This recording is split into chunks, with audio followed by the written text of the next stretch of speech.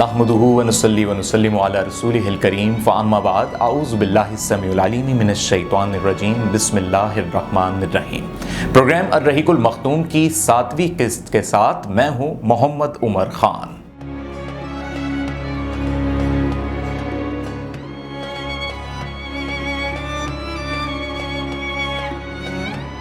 ناظرین، گزشتہ قسط میں ہم نے آپ کو بتایا کہ حضرت اماں حلیمہ رضی اللہ تعالیٰ عنہا کو جب خطرہ محسوس ہوا کہ حضور اکرم صلی اللہ علیہ وآلہ وسلم کے ساتھ کبھی ایسا کوئی واقعہ پیش نہ آئے جس کی بنیاد پہ ان کی جان کو خطرہ ہو، لہٰذا آپ انہیں مکہ لے جانے لگیں اور حضرت بی بی آمنہ کے سپرد کرنے لگیں۔ اس وقت آپ صلی اللہ علیہ وآلہ وسلم کی عمر مبارک 5 برس تھی۔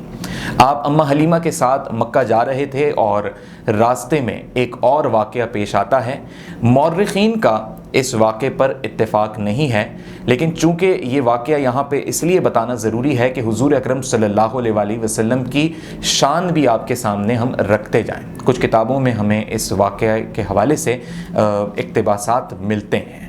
جب آپ اماں حلیمہ رضی اللہ تعالیٰ عنہا کے ساتھ آ رہے تھے، آپ ایک 5 سال کے بچے ہیں اور اماں حلیمہ آپ کو اپنے ساتھ لا رہی ہیں، تو مکہ کے قریب جب آپ پہنچتی ہیں تو اماں حلیمہ رضی اللہ تعالیٰ عنہا کو کچھ حاجت ہوتی ہے اور آپ کہتی ہیں کہ حضور اکرم صلی اللہ علیہ وآلہ وسلم کو کہ آپ یہاں بیٹھیے، میں کچھ دیر میں آتی ہوں۔ اور آپ اماں حلیمہ رضی اللہ تعالیٰ عنہا کچھ دیر کے لیے اپنی حاجت کے لیے آپ وہاں سے چلی جاتی ہیں۔ کہا جاتا ہے کہ یہ مقام بطحا کا مقام تھا اور مکہ کے نزدیک ہی یہ مقام تھا۔ آپ رضی اللہ تعالیٰ عنہ جب واپس آتی ہیں تو حضور اکرم صلی اللہ علیہ وآلہ وسلم وہاں پر موجود نہیں ہوتے۔ اب آپ بہت پریشان ہو جاتی ہیں کہ یہ تو ایک ایسی جگہ ہے جس علاقے کو میں جانتی بھی نہیں، اور بطحا ایک ایسا مقام اس وقت تھا جہاں پہ آپ یہ کہہ لیجئے کہ ریگستانی اور چند پہاڑیاں تھیں، اور آپ پہلے تو ادھر ادھر آپ دوڑیں لگاتی ہیں، آپ بھاگتی ہیں اور آپ آوازیں لگاتی ہیں، اے محمد کہاں ہو، محمد میری آواز سن رہے ہو تو مجھے بتاؤ تم کہاں ہو، اور آپ بے انتہا پریشان ہو جاتی ہیں اور آپ کو کچھ اپنے اوپر افسوس بھی ہوتا ہے کہ میں محمد صلی اللہ علیہ وآلہ وسلم کو وہاں چھوڑ کے کیوں گئی۔ آپ اس حد تک پریشان ہو جاتی ہیں کہ آپ وہیں اپنے گھٹنوں پہ بیٹھ کے اللہ کے حضور رو رو کے دعائیں مانگنے لگتی ہیں کہ یا اللہ کسی طریقے سے تو محمد کو مجھے لوٹا دے، وہ امانت ہیں، مجھے انہیں مکہ پہنچانا ہے، مجھے انہیں عبد المطلب کے گھر پہنچانا ہے۔ آپ زارو قطار رونے لگتی ہیں۔ یہاں ایک شخص آپ اماں حلیمہ رضی اللہ تعالیٰ عنہا کے پاس آتا ہے، اور یہ شخص ہے شیطان یعنی ابلیس، جو ایک انسان کا روپ دھار کے آتا ہے، اور وہ کہتا ہے کہ تم کیوں پریشان ہو رہی ہو؟ اماں حلیمہ کہتی ہیں کہ کیا تم نے کسی بچے کو یہاں دیکھا ہے، محمد کو دیکھا ہے؟ میں پریشان ہو رہی ہوں، مجھے اس کو اس کے دادا کے گھر پہنچانا تھا، میں نے کچھ دیر اسے یہاں بٹھایا اور وہ یہاں پہ نہیں ہے۔ شیطان کہتا ہے کہ کوئی ایسی بڑی بات نہیں، اور یہاں تو سب جانتے ہیں کہ بڑے جو بت ہیں ان سب بتوں میں سب سے بڑا بت ہے ہبل، تو تم ہبل سے مانگو، ہبل تمہیں وہ بچہ واپس لا دے گا۔ گویا یہاں شیطان اماں حلیمہ کے ذریعے یہ کہہ لیجئے کہ ایک بت پرستی کا عمل کروانا چاہتا تھا۔ اماں حلیمہ رضی اللہ تعالیٰ عنہا جو کہ حضور اکرم محمد صلی اللہ علیہ وآلہ وسلم کی محبت میں بھی سرشار ہیں، اور یہ حضور صلی اللہ علیہ وآلہ وسلم کی برکت اور فیض کا نتیجہ ہے کہ ابھی آپ نے اعلان نبوت نہیں کیا، ابھی تو آپ کی عمر مبارک ہی 5 برس ہے، ابھی تو حق اور وحدانیت کی بات ہی نہیں ہوئی، ابھی تو خود رسول اللہ نے اعلان نبوت نہیں کیا، ابھی تو پیغمبر آخر الزماں کا جلوہ کسی نے نہیں دیکھا، ابھی تو خود حضور نے یہ نہیں بتایا کہ اللہ ایک ہے، لیکن اماں حلیمہ رضی اللہ تعالیٰ عنہ اس بت ہبل سے نہیں مانگتی۔ آپ دیکھیے کہ حضور اکرم صلی اللہ علیہ وآلہ وسلم کا اماں حلیمہ کے گھر میں رہنا ہی اماں حلیمہ رضی اللہ تعالیٰ عنہ کی کیفیات، ان کے نظریات کو بدل دیتا ہے، اور آپ کا اللہ پہ اتنا پختہ یقین ہو جاتا ہے کہ آپ اس شخص کو کہتی ہے کہ نہیں، اگر یہ اس بت کا کام ہے تو میں اس بت پہ لعنت بھیجتی ہوں۔ یعنی اماں حلیمہ رضی اللہ تعالیٰ عنہ نے بت ہبل پہ لعنت بھیجی، اور اس وقت یہ ایک بہت بڑی بات ہے، اس وقت کے اعتبار سے اماں حلیمہ کا یہ قول، یہ بیان، یہ بہت بڑی بات ہے کہ اس وقت بتوں پہ لعنت بھیجی جائے۔ اس وقت تو پورا اہل عرب، پورا معاشرہ بتوں سے مانگتا تھا، بارش ہے تو بتوں سے مانگتے تھے، کھانا ہے تو بتوں سے مانگتے تھے، اولاد ہے تو بتوں سے مانگتے تھے، مال ہے، روزگار ہے، بکریاں ہیں، ہر چیز بتوں سے مانگی جاتی تھی، اور اس وقت اماں حلیمہ کہتی ہیں کہ نہیں، مجھے ہبل سے کچھ نہیں مانگنا، مجھے اپنے اللہ پہ یقین ہے اور میں اللہ سے ہی مانگوں گی، اور مجھے یقین ہے کہ میرا اللہ میرے محمد کو مجھ سے ضرور ملوائے گا۔ یہاں شیطان کو مایوسی ہوتی ہے، اب اماں حلیمہ پریشان بھی ہیں، رو رہی ہیں، اور آپ اسی کیفیت میں مکہ پہنچ جاتی ہیں۔ مکہ پہنچ کے آپ حضرت عبد المطلب رضی اللہ تعالیٰ عنہ سے ملتی ہیں اور کہتی ہیں کہ عبد المطلب، میں بہت پریشان ہوں اور میں شرمندہ بھی ہوں کہ میں کچھ دیر حاجت کے لیے محمد کو بٹھا کے گئی اور پھر مجھے وہاں محمد نہیں ملے۔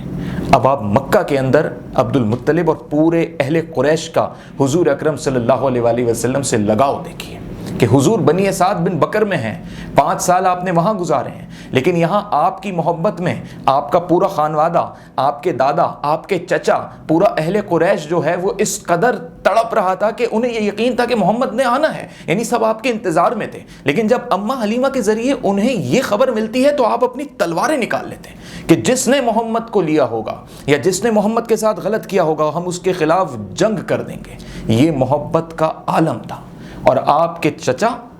اس میں حضرت زبیر بھی شامل تھے، آپ کے چچا ابو طالب بھی شامل تھے، آپ کے دادا حضرت عبد المطلب رضی اللہ تعالیٰ عنہ بھی شامل تھے، اور آپ لوگوں نے اپنی تلواریں نکال لی۔ اس میں قریش کے دیگر قبائل اور ان کے سردار شامل ہو گئے کہ ڈھونڈو محمد کو۔ اور جب آپ ڈھونڈنے نکلے تو کچھ وقت آپ لوگوں نے ڈھونڈا، مکہ کے ارد گرد قریب کی وادیوں میں بھی پوچھا، اور اس دوران حضرت جبریل امی علیہ السلام حضرت عبد المطلب کے پاس ایک انسان کی صورت میں آتے ہیں اور وہ کہتے ہیں کہ عبد المطلب تم پریشان نہیں ہو، اللہ نے محمد صلی اللہ علیہ وآلہ وسلم کو اپنے پاس محفوظ رکھا ہوا ہے۔ اور حضرت جبریل نے حضرت عبد المطلب کو یہ بتایا کہ تم وادی تہامہ جاؤ جو بطھا کے قریب ہی ہے، اور وہاں پہ محمد صلی اللہ علیہ وآلہ وسلم ایک پیڑ کے نیچے اس کے سائے میں موجود ہیں۔ جب عبد المطلب رضی اللہ تعالیٰ عنہ وہاں پہنچتے ہیں، اپنے پوتے حضرت محمد مصطفیٰ صلی اللہ علیہ وآلہ وسلم کو دیکھتے ہیں تو بڑا ایک غضب کا منظر ہے کہ دادا پوتا جو کہ ایک عرصے کے بعد مل رہے ہیں، اور آپ بھاگتے ہوئے محمد محمد کہتے ہوئے، میرے محمد کہتے ہوئے آپ ان کی طرف آتے ہیں اور آپ انہیں اپنی گود میں اٹھا لیتے ہیں۔ آپ کے کچھ چچاؤں نے یہ مناظر وہاں پہ دیکھے کہ جس درخت کے سائے میں آپ موجود تھے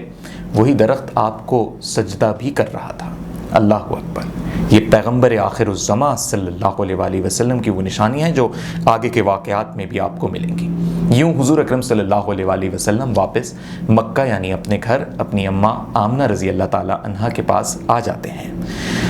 مزید کچھ وقت گزرتا ہے، تقریباً یہ 1.5 سال کا عرصہ ہے، اور اب آپ کی عمر مبارک 6 سال سے زائد ہو چکی ہے۔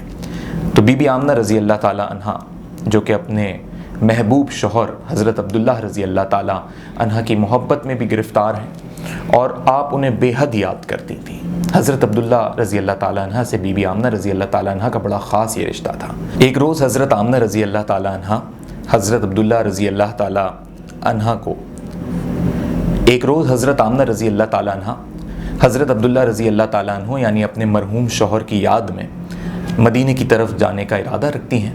اور اس دوران آپ کی یہ نیت ہوتی ہے کہ آپ اپنے شوہر کی قبر اطہر پہ بھی جائیں گی اور وہاں انہیں سلام بھی پیش کریں گی۔ اور اسی دوران حضور اکرم صلی اللہ علیہ وآلہ وسلم جن کی عمر مبارک اب 6 سال سے زائد ہو چکی ہے، آپ کو آپ کی والدہ آمنہ رضی اللہ تعالیٰ عنہ اپنی خادمہ جن کا نام ام ایمن رضی اللہ تعالیٰ عنہ ہے ان کے سپرد کرتی ہیں، ان کے حوالے کرتی ہیں۔ اور جب حضرت آمنہ رضی اللہ تعالیٰ عنہ اپنے شوہر کی قبر پر جاتی ہیں وہاں اتنا زار و قطار روتی ہیں،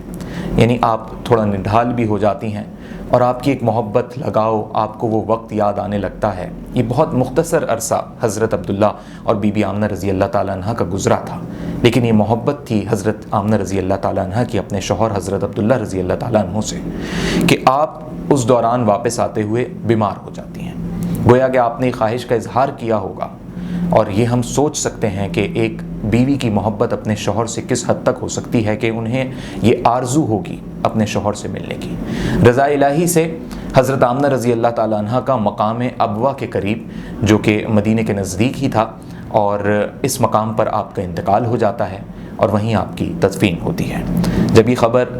آپ کے دادا یعنی آپ صلی اللہ علیہ وآلہ وسلم کے دادا حضرت عبد المطلب رضی اللہ تعالیٰ عنہ کو معلوم ہوتی ہے تو حضرت عبد المطلب رضی اللہ تعالیٰ عنہ بے حد غمگین ہوتے ہیں، اور حضور اکرم صلی اللہ علیہ وآلہ وسلم کی جانب دیکھ کر آپ کی آنکھوں میں آنسو آ جاتے ہیں کہ میرے اتنے پیارے محمد صلی اللہ علیہ وآلہ وسلم کہ جب اس دنیا میں آنکھ کھولی تو باپ کا سایہ نہیں ملا، اور ابھی تو عمر مبارک ہے ہی کیا، یعنی آپ کی عمر ابھی 6 برس اور کچھ مہینے ہیں، اور اب ماں کا سایہ شفقت بھی چلا گیا۔ یہ سوچ کر عبد المطلب کا دل موم ہو جاتا ہے، کلیجہ پھٹنے کو آ جاتا ہے، और अब्दुल मुत्तलिब अपने पोते के सर पे हाथ रखते हैं और कहते हैं कि तुम आज से मेरे बेटे हो। यूँ हुजूर अकरम सल्लल्लाहु अलैहि वसल्लम अपने दादा हज़रत अब्दुल मुत्तलिब रज़ी अल्लाह ताला अन्हु की मुकम्मल किफ़ालत में चले जाते हैं। यहाँ मोहब्बत का आलम यह है हज़रत अब्दुल मुत्तलिब रज़ी अल्लाह ताला अन्हु का कि चूँकि आप काबतुल्लाह के मुतवल्ली भी हैं और आपके ख़ास मकाम है कि जब आप काबे के पास जाते हैं तो आपकी ख़ास नशिस्त है जिस पे कोई और किसी कबीले का सरदार भी नहीं बैठ सकता और आपके अपने बच्चे यानी आपके अपने बेटे भी नहीं बैठ सकते। लेकिन हुजूर अकरम सल्लल्लाहु अलैहि वसल्लम जिनकी उम्र मुबारक अब 7 या 8 बरस होगी, और जब आप अपने दादा की जगह पे बैठते हैं तो जब दादा आने लगते हैं तो आपके चचा कहते हैं कि मोहम्मद यहाँ से हटिए, ये आपके दादा की जगह है। तो आपके दादा बड़ी सख्ती से कहते हैं अपने बच्चों को यानी हुजूर अकरम सल्लल्लाहु अलैहि वसल्लम के चचाओं को कि इन्हें नहीं हटाओ, ये मेरे बेटे हैं, ये बैठे हैं, इन्हें बैठे रहने दो, ये मेरे सर का ताज हैं, ये मेरे दिल का सुरूर हैं। मोहब्बत का ये आलम है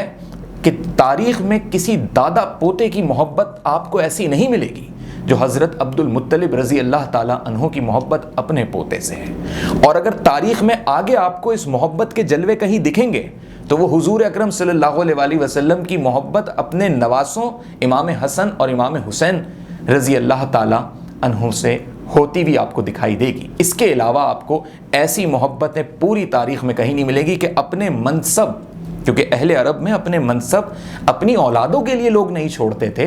यहाँ तो दादा अब्दुल मुत्तलिब कह रहे हैं कि मेरा पोता है, इसे बैठे रहने दो मेरे मकाम पे। अल्लाह अकबर। 8 बरस के जब आप सल्लल्लाहु अलैहि वसल्लम हुए, कुछ तारीख़ में ये बातें हैं कि 8 बरस और 2 महीने ये आपकी मुकम्मल उम्र हुई तो आपके दादा हज़रत अब्दुल मुत्तलिब भी अल्लाह को प्यारे हो गए और अब आपके सर से दादा का साया शफ़क़त भी चला गया।